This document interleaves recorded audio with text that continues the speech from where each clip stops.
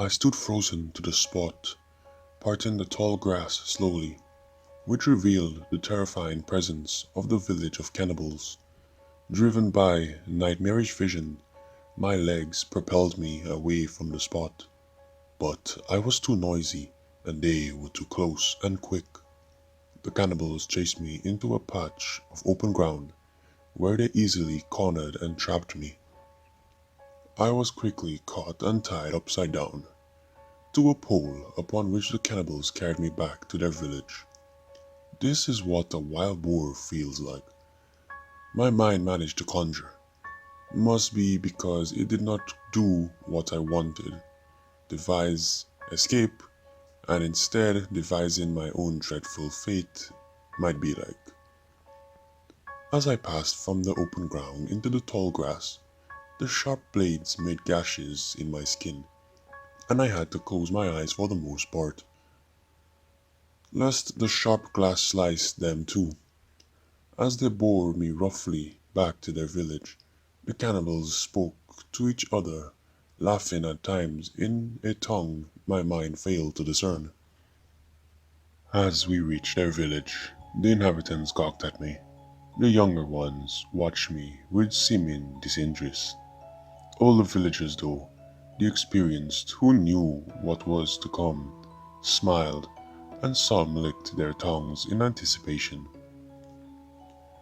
My captors threw me inside a wooden cage along with other prisoners of the tribe, no doubt intended to be part of their next feast.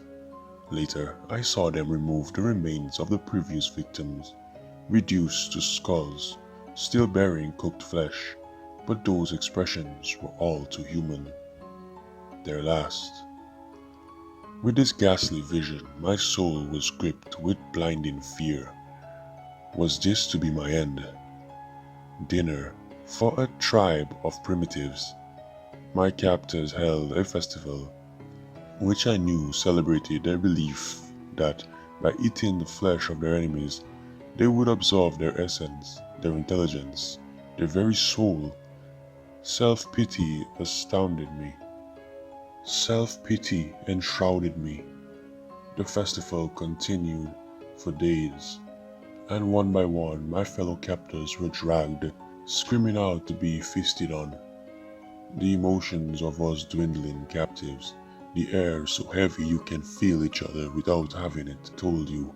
Some clutched to their deity, other fatalistic appearance. Every night they fed us, fattening us for the kill. Yet still, my instincts for self-perseverance shrieked within me. Could I escape? It inspired a plan that I kept to myself. Eventually, I was the last in the cage as my fellow captives were gone, consumed by grisly meals by the cannibals. Fed with my last supper that night, I used my plan. Hyenas would pass by the cage stealing scraps of food. I rubbed some food on the bounds of my cage, which attracted one of the beasts. As he chewed on my food covered bounds, he eventually bit through them.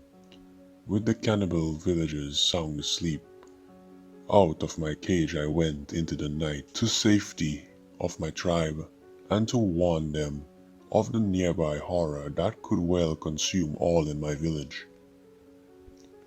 There was something in me. It was not simply the sheer abominations my eyes laid bare to.